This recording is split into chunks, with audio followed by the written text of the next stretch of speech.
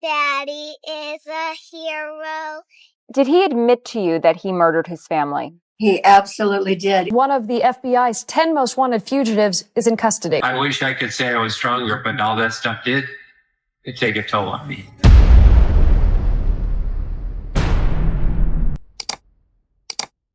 Picture this. A young, pregnant woman goes missing on Christmas Eve. Her husband appears distraught, pleading for her safe return. But as weeks pass, a sinister truth emerges. This is just the beginning of the Laci Peterson case, one of 4 horrifying family murders we'll explore today. Each story reveals how the American dream can hide nightmarish realities. Scott Peterson. In a sun-drenched photo, Scott and Laci Peterson beam at the camera. Their smiles radiate warmth, painting a picture of domestic bliss. This snapshot captured the image they presented to the world, a young couple living the American dream in Modesto, California. Scott and Laci seemed to have it all. High school sweethearts turned loving spouses. They had built a life that many envied. Laci, 8 months pregnant with their first child, glowed with excitement for their growing family. Scott, a successful fertilizer salesman, provided a comfortable lifestyle. Their charming home, filled with laughter and plans for the future, appeared to be the perfect setting for their happily ever after. But on Christmas Eve 2002, this idyllic facade shattered. Laci, 27 years old and eagerly awaiting the birth of her son, vanished without a trace. The community reeled in shock. How could a heavily pregnant woman simply disappear on a day meant for joy and celebration? The news spread like wildfire. Local media outlets scrambled to cover the story, and soon national attention focused on Modesto. Candlelight vigils sprang up as neighbors and strangers alike prayed for Laci's safe return.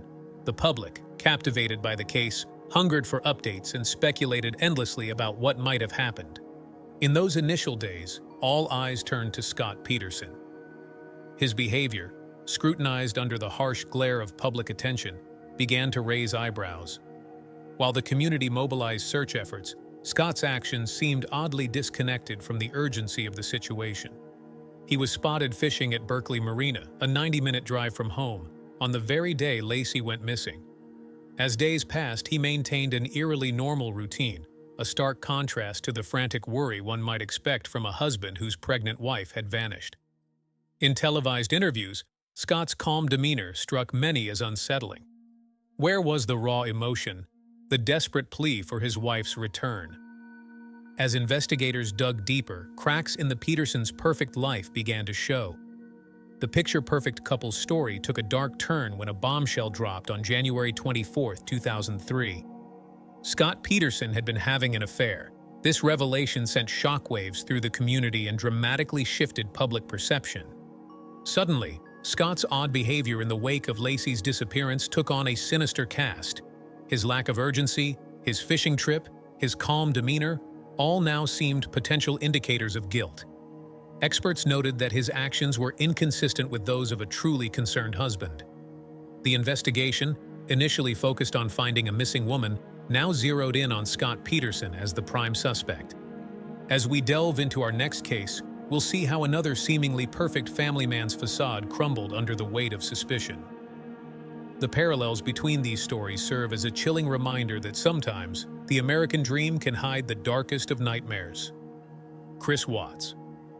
On August 13, 2018, the Watts family joined the ranks of those whose seemingly idyllic lives masked unthinkable horrors.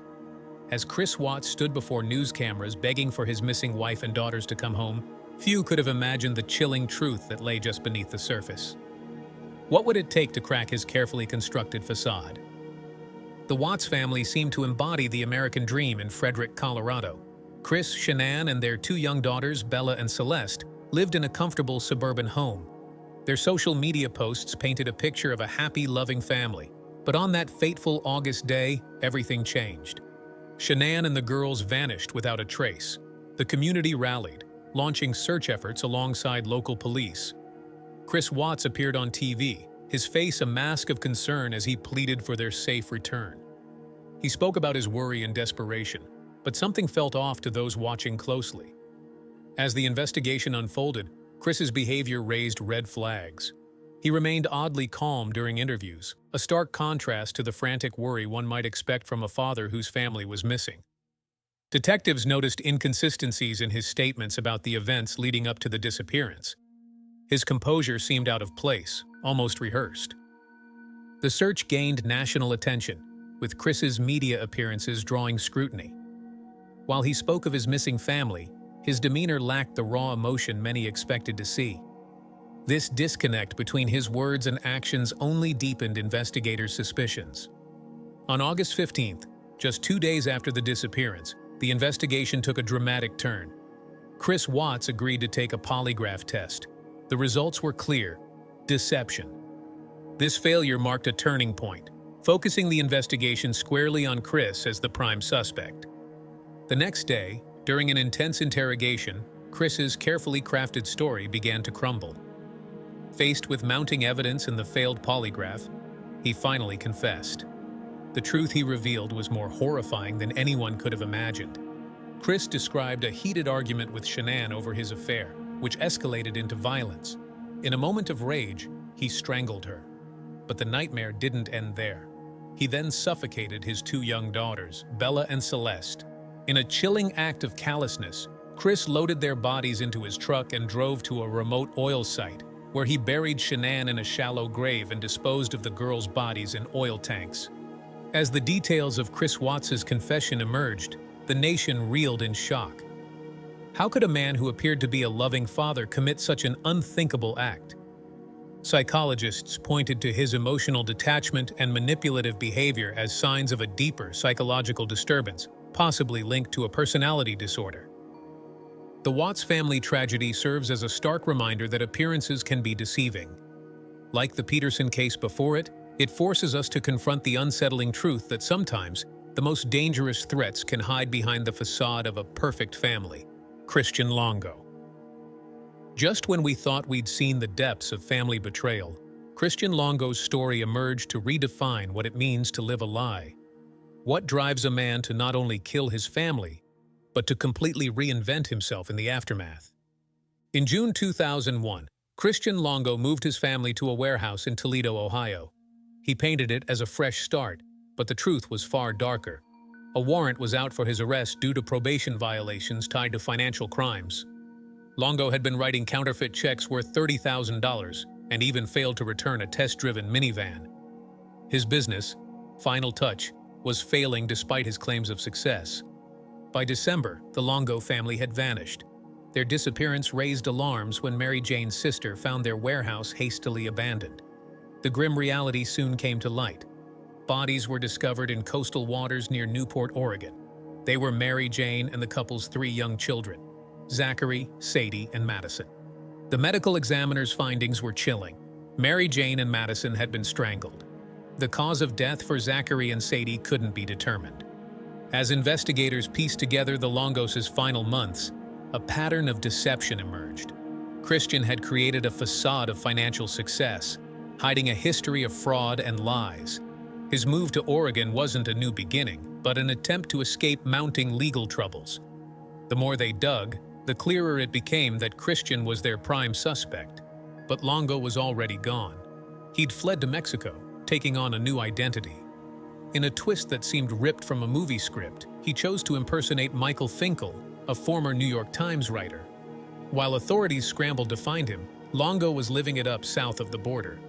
He partied and made new friends, all while using someone else's name. The hunt for Longo intensified. His brutal crimes and subsequent flight from justice earned him a spot on the FBI's 10 most wanted list. This wasn't just about finding a murderer. It was about catching a man who'd shown he could shed his identity like a snake shedding its skin. In 2003, Longo's luck ran out. A hotel clerk in Mexico recognized him and alerted authorities. The man who'd reinvented himself as a carefree tourist was finally in custody. He was extradited back to the United States to face justice for the murders of his wife and children. During his trial, Longo's deceptions continued. He initially claimed his wife had killed their children, a story he later admitted was false. The jury saw through his lies, convicting him of the murders. He was sentenced to death, though this was later changed to life in prison. As we look back at the cases of Peterson, Watts, and now Longo, a chilling pattern emerges. These men didn't just commit horrific acts, they crafted elaborate deceptions, hiding their true nature behind masks of normalcy. It forces us to question how well we really know the people in our lives and what secrets might lurk behind seemingly perfect facades. Neil Entwistle. Money can't buy happiness, but can it buy the perfect cover for murder? Neil Entwistle's lavish spending raised eyebrows, but not suspicions, at least not until it was too late. How did he manage to keep up appearances while his world was falling apart? Neil and Rachel Entwistle seemed to have it all when they moved from England to Massachusetts in 2005.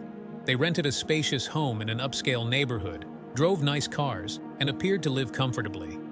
Neil portrayed himself as a successful businessman, always eager to talk about his latest ventures and financial gains.